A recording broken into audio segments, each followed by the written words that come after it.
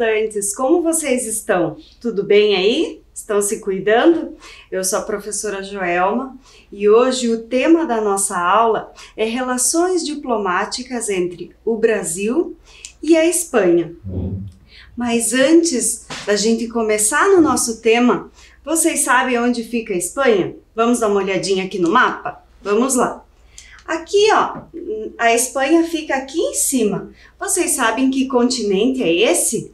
E nós estamos logo aqui, ó, na região sul, no estado do Paraná, indicados aqui na setinha. Então, voltando lá para a Espanha, sabem qual é o continente? O continente é o continente europeu. E a Espanha faz fronteira, ou seja, tem como vizinhos esses países aqui, ó. Portugal, Andorra, que é um território bem pequenininho, mas também faz divisa ali com a Espanha, a França, Marrocos e aqui ao sul ali da costa da Espanha temos Gibraltar, que por questões políticas ele não pertence à Espanha e sim ao Reino Unido. E agora eu quero convidar vocês para pegar alguns materiais que a gente vai utilizar uma atividade bem bacana lá no finalzinho. Então vamos lá. O que a gente vai precisar ali? Papel branco, lápis ou caneta, fita adesiva, pode ser dessa ou do que vocês tiverem aí, pode até ser cola, tesoura. E esse papel cartão, ele é um papel um pouquinho mais grosso, mas não precisa ser o papel cartão. Pode ser até aquele rolinho do guardanapo de papel, sabe aqueles rolinhos? Pode ser aquele também que vai facilitar bastante a nossa vida. E uma outra coisa, eu vou dar um tempinho para vocês pegarem os materiais e vocês já aproveitam e lavam as mãos enquanto eu vou higienizar as minhas e a gente já volta para começar a nossa aula. Combinado?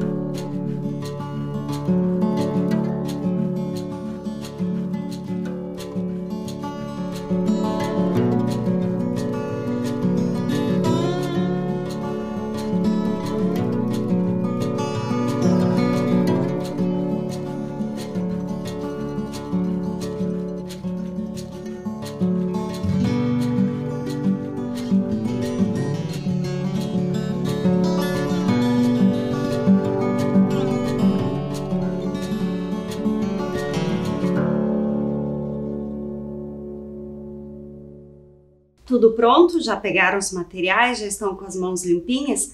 Então agora nós vamos começar a falar do nosso tema, tá? E o nosso tema, lembram? Relações diplomáticas entre o Brasil e a Espanha.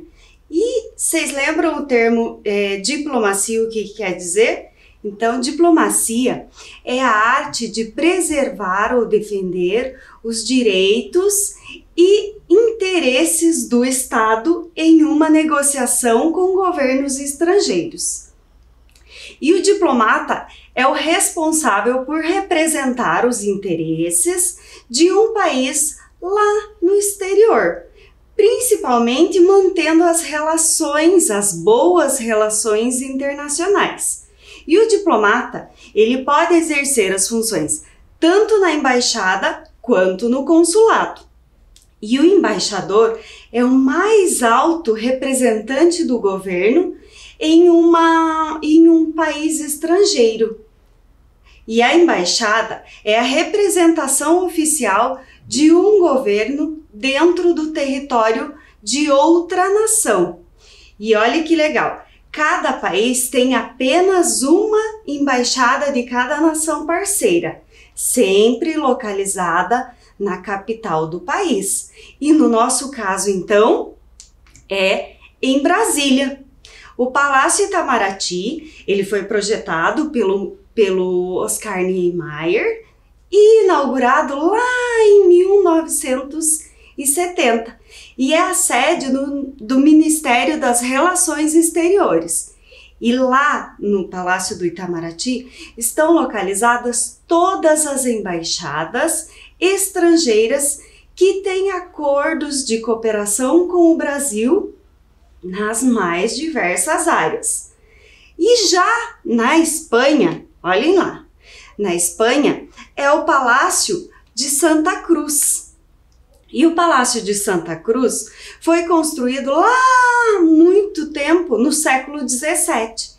E ele é a sede das relações exteriores e cooperação da Espanha, desde 1938, localizado na cidade de Madrid.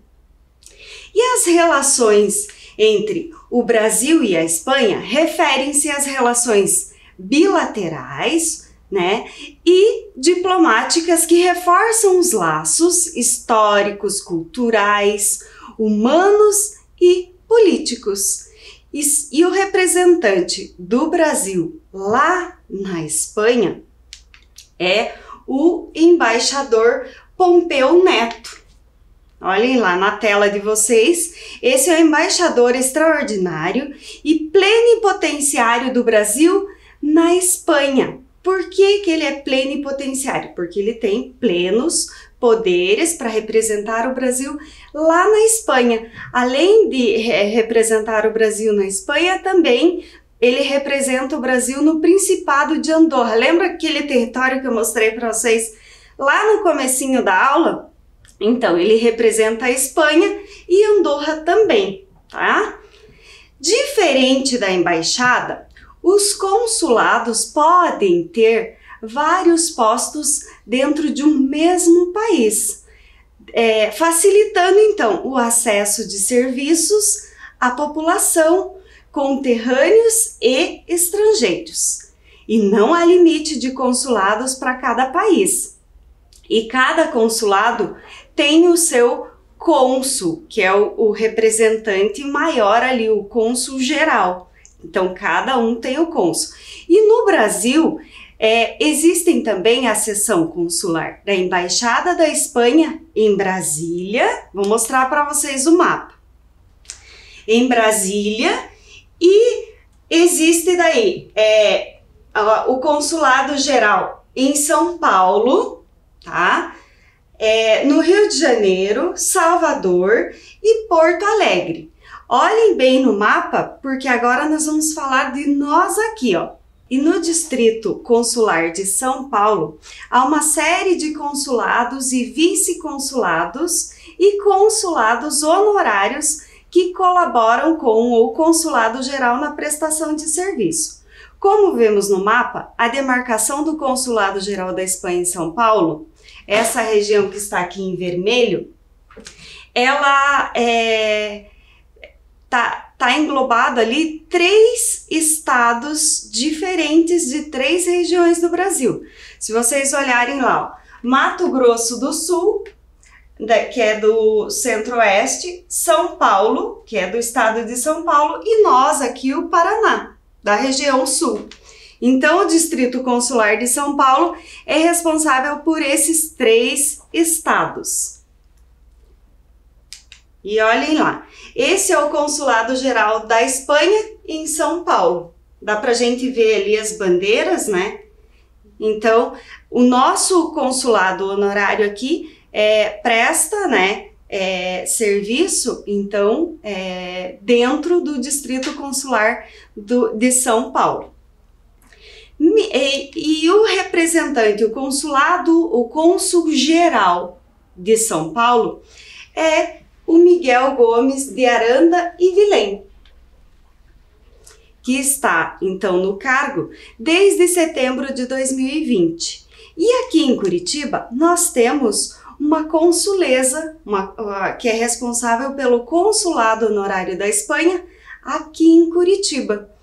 E agora eu vou convidar vocês para assistirem um vídeo da senhora Blanco Hernando Barco, que é a nossa consuleza honorária da Espanha aqui em Curitiba, e ela vai contar pra gente um pouquinho dela, um pouquinho da história dela, e vai explicar as funções que ela exerce dentro desse consulado. Vamos lá? A gente já volta. Prestem bem atenção que ela conta coisas bem legais aí. Sou Blanca Hernando Barco, sou a cônsul honorária da Espanha em Curitiba, fui nomeada em outubro de 2018. Fui criada num ambiente espanhol, meus pais são imigrantes espanhóis. O meu pai foi cônsul honorário da Espanha por 42 anos e me criei vendo os espanhóis entrando na minha casa, na nossa repartição do consulado, e me criei vendo meu pai ajudar a comunidade espanhola. E isso me dá muita alegria poder continuar esse trabalho que ele fez. Um consulado é a representação da administração pública de um país fora dele e está diretamente vinculada ao Ministério das Relações Exteriores em todos os assuntos relacionados à promoção e proteção dos interesses do Estado, cidadãos nacionais e imagem de um país no exterior.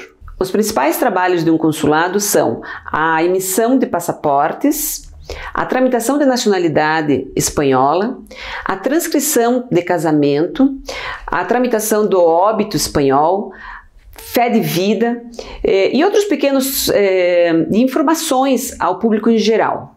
O consulado espanhol já teve que intervir em várias situações aqui no Brasil com relação a casos que aconteciam, né?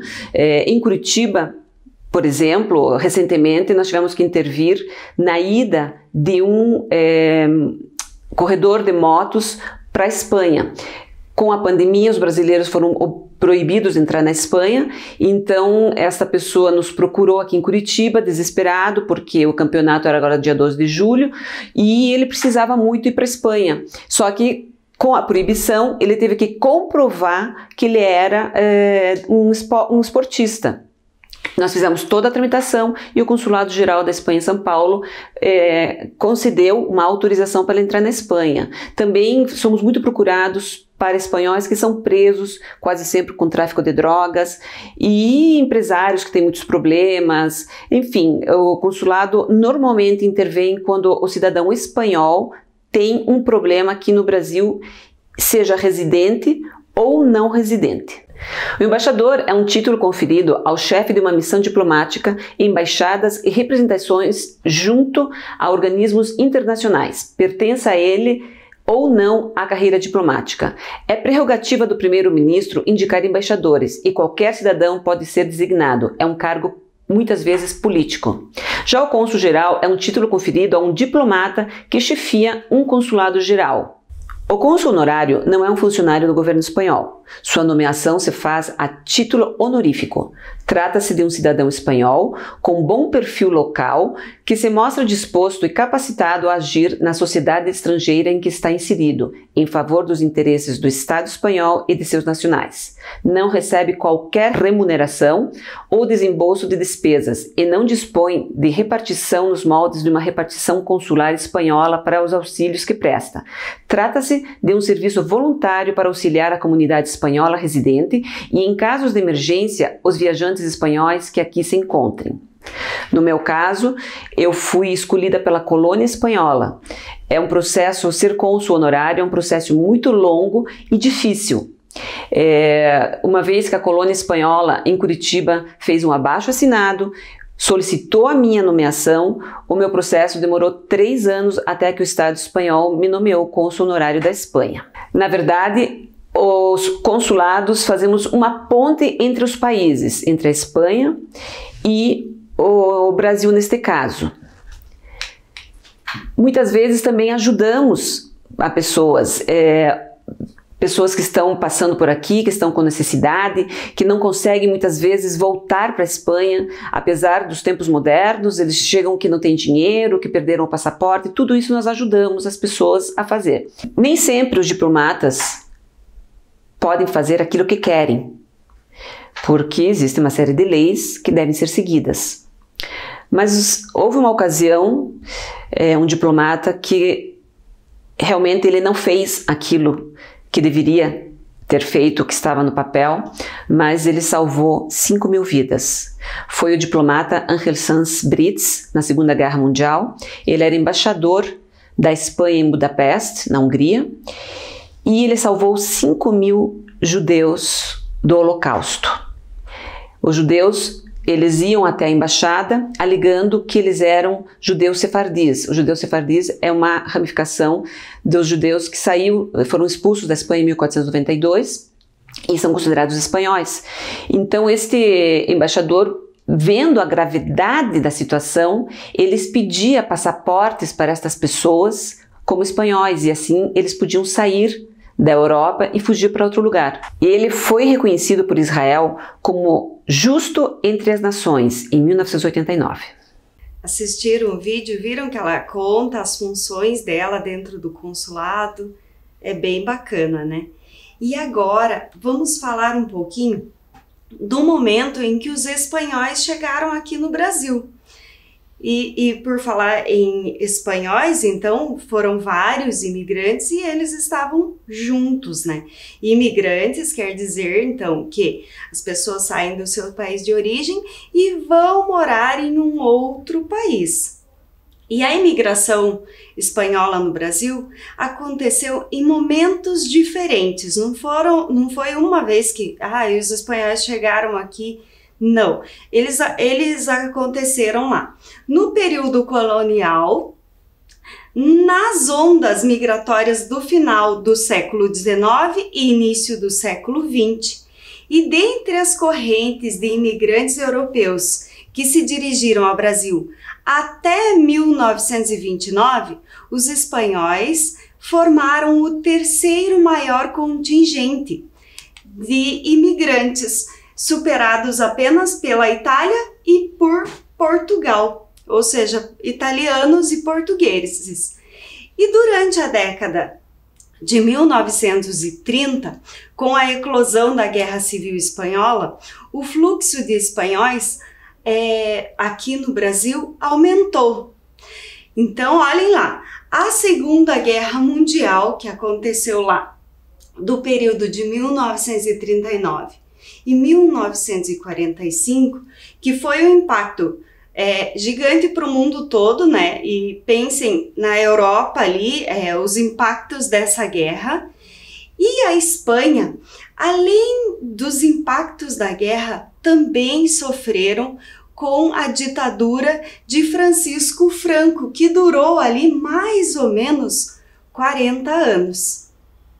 E fazendo com que as famílias inteiras, então, deixassem a Espanha para tentar uma vida nova, fugindo, então, da instabilidade financeira, da falta de trabalho, da pobreza e da repressão política. E nas décadas de 1950, 1960, muitas famílias chegaram aqui na nossa cidade, em Curitiba. E a partir daí, se dedicaram a várias coisas, ao comércio, à gastronomia, à construção e também às profissões liberais. E os imigrantes que aqui chegaram, eles sentiam a necessidade de ter um ponto de referência, um local de encontro para quem chegava. Então, fundou-se a Sociedade Espanhola. Aqui até nessa foto vocês podem ver ali, ó, Centro Espanhol do Paraná. No comecinho que eles vieram para cá, foi a Sociedade Espanhola, localizada lá naquela época, na rua João Negrão, em frente à antiga rodoviária de Curitiba, que era o local onde todos os imigrantes chegavam, né? E aí essa sociedade, depois de um tempo, mudou a sede e foi inaugurada em 1973 no bairro Prado Velho, que hoje é o Centro Espanhol do Paraná, e um ponto de referência para quem chega de fora e para todo imigrante espanhol. E olha que interessante, esse Centro Espanhol do Paraná, ele tem um grupo folclórico com danças típicas das regiões de Andaluzia, Aragão e Galícia, além de uma companhia de dança flamenca. E olhem lá o que eu trouxe para vocês. A nossa consuleza, ela, além de representar a Espanha aqui em Curitiba, no consulado honorário, ela também é professora e diretora do grupo folclórico. E eu trouxe para vocês um vídeo que é riquíssimo. Prestem atenção em cada detalhe, até no cenário, que ela vai mostrar pra gente. Então eu vou deixar vocês com esse vídeo e a gente já volta, tá bom? Sou Blanca Hernando Barco, professora e coreógrafa de folclore da região de Aragão, no Centro Espanhol do Paraná. Também sou diretora de folclore do Grupo Folclórico do Centro Espanhol do Paraná, que é afiliado à Associação Interétnica do Paraná, da qual, na atualidade, sou presidente. Desde pequena, faço parte do Grupo Folclórico do Centro Espanhol do Paraná, dançando o flamenco, que é da região de Andaluzia, e a rota aragonesa, típica da região de Aragão. Nosso grupo teve a honra de se apresentar várias vezes no pavilhão étnico, mostrando a riqueza do folclore espanhol. Mas hoje, trago até vocês algumas curiosidades dos adereços usados nas danças dessas duas regiões, Aragão e Andaluzia. As castanholas têm mais de 3.000 anos de criação. Sua invenção é atribuída aos fenícios, que ocuparam Tartessos, Cádiz e Huelva, e elaboraram as primeiras castanholas ou palillos. Usando madeira e graças ao comércio, se expandiram ao longo do Mediterrâneo, como na atual Itália e na Croácia. É provável que os gregos e romanos conhecessem as castanholas na Espanha. Os gregos as faziam de ossos e as chamavam de krusmata ou cróstalos, e eram usados para cerimônias religiosas e ritos festivos. Mas foi na Espanha onde esse instrumento conseguiu ter seu espaço na cultura, adquirindo uma notável importância em seu folclore e principalmente para a música. Sua posterior evolução ocorreu durante a Idade Média. Se popularizou muito na França, conhecida como marronettes, palavra que equivale a castanhas pequenas, muito parecidas às castanholas atuais. Elas eram ajustadas com um cordão no polegar e no dedo médio. Na Espanha, as castanholas começaram a adquirir importância nas danças populares a partir do século XV. A palavra castañuelas é um termo espanhol não anterior ao século XV, quando começaram a adquirir muita importância nas danças populares, e ainda também foi muito popular a palavra castanhetas, que derivava do francês castagnette ou do italiano castagnetta. Sem dúvida alguma, o termo castanhuelas deriva da palavra castanha, devido ao parecido do formato que esse instrumento tem a esse fruto. As castanholas são um instrumento de percussão, fabricado originalmente com madeiras, e são consideradas patrimônio nacional e instrumento do país. Castanhuelas ou palillos, como normalmente são chamadas em Andaluzia. A castanhola espanhola é a única que evoluiu através do tempo, ao contrário do que aconteceu com os demais países, onde permanece a sua forma original. Na Espanha, foi mudando, adaptando-se às necessidades dos intérpretes ou do bailarino, até adquirir a forma ideal para a boa execução dos ritmos acompanhando o canto ou a dança. As castanholas são utilizadas tanto para o flamenco como para as danças tradicionais do folclore espanhol. Por isso, encontramos vários tipos e formatos de castanholas. As do flamenco e as das danças espanholas ou a da jota. Variam às vezes o desenho delas, mas algo é muito característico, é a forma de ajustar a castanhola. No flamenco sempre são ajustadas por um cordão e a castanhola é colocada no polegar. O toque da castanhola consiste em carretilha e tempo. Riá, riá, piá, riá, riá, piá. Normalmente aprendemos assim, fazendo carretilha com a direita e toque com a esquerda. Aprendendo carretilha e golpe, podemos fazer infinidade de tempos.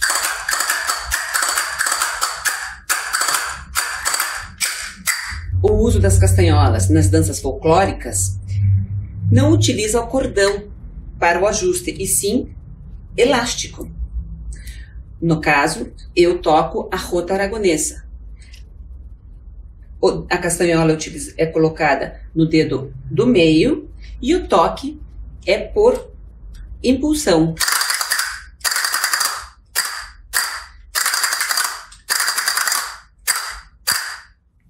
Podemos encontrar uma variedade imensa de castanholas, desde as turísticas até as profissionais.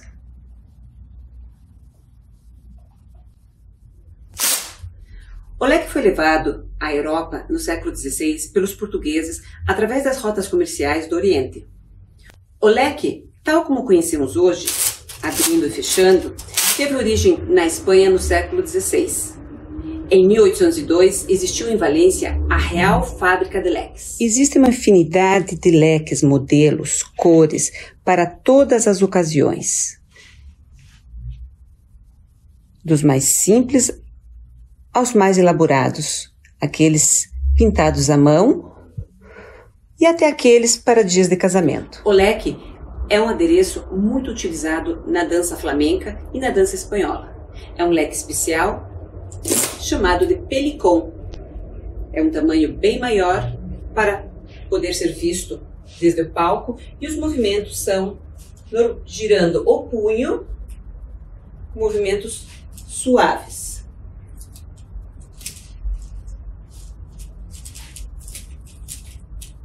A peineta é um ornamento feminino para o cabelo que consta de um corpo convexo e um conjunto de pontas que se encaixam no coque. Alguns vestígios de peinetas foram achados na escultura de La Dama de Elche, em Alicante, que data do século IV a.C. Mas foi só a partir do século XVII que a peineta se popularizou e se estendeu pelos territórios hispânicos e principalmente no México e Nápoles. Na Espanha, começou a ser usada desde o final do século XVIII, principalmente em casamentos, batizados, procissões, espetáculos tradicionais e espetáculos da música flamenca ou folclore. Podemos encontrar uma variedade imensa de peinetas, peinecilhos, em todos os tipos e cores que podemos imaginar, para todos os gostos. As peinetas podem ser usadas também nos trajes folclóricos, como é o caso da jota aragonesa.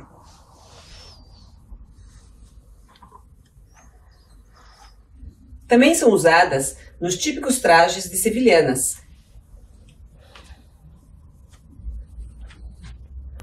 As peinetas também podem ser utilizadas nos trajes de flamenco. E também muito usada em casamentos pela mãe do noivo. Não é um sinal de luto, e sim indicando que ela é a madrinha. Também muito usada por noivas no dia do seu casamento. E este é o Centro Espanhol do Paraná, lugar que eu fui criada, que eu passei a minha infância e aqui aprendi todas as tradições e a amar a Espanha. Viram que interessante o vídeo? Quantas coisas da Espanha ela mostra ali pra gente, as tradições, né? Muito bacana. E olhem que legal.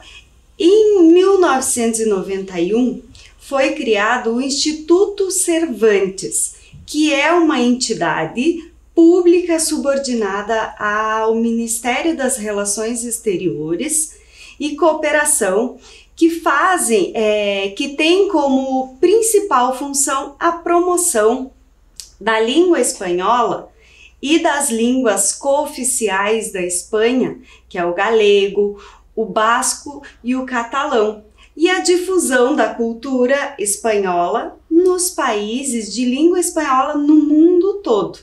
E o Instituto Cervantes, ele está presente em 87 cidades em diferentes países. E aqui em Curitiba nós temos também o Instituto Cervantes. Eu não sei se vocês já viram, já passaram lá em frente, olhem lá. Essa é a fachada do Instituto Cervantes aqui. E ele iniciou as atividades aqui em Curitiba no ano de 2007, com cursos regulares e especiais da língua, desenvolvendo uma ampla programação de atividades culturais. E o trabalho desse instituto, ele é dirigido por representantes do mundo acadêmico, cultural e literário. E agora eu tenho uma pergunta para vocês. Vocês sabem o porquê que o Instituto Cervantes leva esse nome? Vamos lá? Vou contar para vocês. Instituto Cervantes, então, ele faz homenagem a um escritor que nasceu lá nessa cidade aqui, ó. Cidade de Alcalá de Henares, lá na Espanha. Lá no ano de 1547, nasceu nesta cidade o Miguel de Cervantes Saavedra. E ele escreveu um livro que ficou conhecido no mundo todo, o livro de Dom Quixote ou As Aventuras de Dom Quixote. Já ouviram falar? Então, lá na Espanha também tem uma praça na cidade de Madrid que faz homenagem então a esse escritor conhecido no mundo todo, que é a Praça de Espanha, como vocês estão vendo ali. A Praça de Espanha tem muitas fontes, oliveiras. Sabem que fruta da oliveira? A azeitona, isso mesmo. Então, tem muitas oliveiras, tem construções monumentais ao redor da praça, que são construções também históricas. E aqui, olhem essa imagem aqui. Então, são os famosos personagens do livro de Dom Quixote, que é o Dom Quixote e o seu fiel escudeiro Sancho Panza. E logo aqui nesta imagem aqui que eu estou mostrando bem aqui para vocês, ó, está o Miguel de Cervantes. E lá em cima é uma escultura que representa a importância desse clássico romance conhecido no mundo todo, em todos os continentes. E tenho mais uma curiosidade para vocês. Pertinho ali da Praça de Espanha, em Madrid mesmo, hein? Tem um templo que saiu lá do Egito, olhem lá, saiu lá do Egito e foi parar em Madrid. Já ouviram falar desse templo? É esse templo aqui, ó. É o Templo de Debo. E o Templo de Debo, ele começou a ser construído no século II a.C., na cidade de Assuão, lá no Egito. E essa foto do templo foi antes dele ser transferido então para a Espanha. No século XX, o governo do Egito precisava construir uma barragem para gerar eletricidade. E o templo, então, ficaria submerso com essa barragem. Então, o Egito doou esse templo para a Espanha. E agora pensem aqui, olhem a quantidade de pedra, como que esse templo chegou até a Espanha. Vou contar para vocês. Então, olhem lá. O templo foi desmontado e transportado em embarcações pelo rio Nilo até o porto de Alexandria. E seguiu então de navio cargueiro até o litoral da cidade de Valência. Da cidade de Valência foram carregados caminhões, né, com essas partes do templo, até então chegar na cidade de Madrid. E o templo então foi reconstruído e manteve a sua composição original. Lá de Assuão, então, foi parar em Madrid e olhem lá como ele está hoje. Eu trouxe algumas fotos para vocês, ó. Essa é a vista durante a noite, aqui. E essa doação desse templo também serviu como agradecimento, porque os espanhóis ajudaram os egípcios a reconstruir as construções, então, de Abu Simbel. E pertinho ali, deixa eu contar para vocês, pertinho, a cidade de Madrid é bem interessante, que se vocês forem pesquisar depois que acabar a nossa aula, ela tem muitas coisas que são construções históricas e curiosidades turísticas, uma pertinho da outra. Se vocês forem pesquisar, vocês vão ver.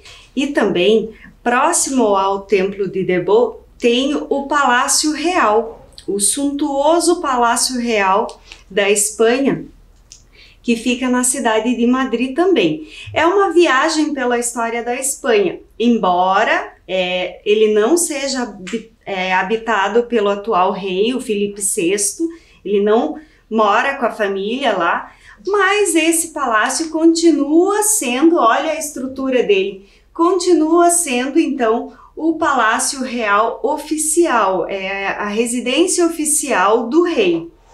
E a Espanha tem uma posição privilegiada em relação aos patrimônios declarados pela UNESCO como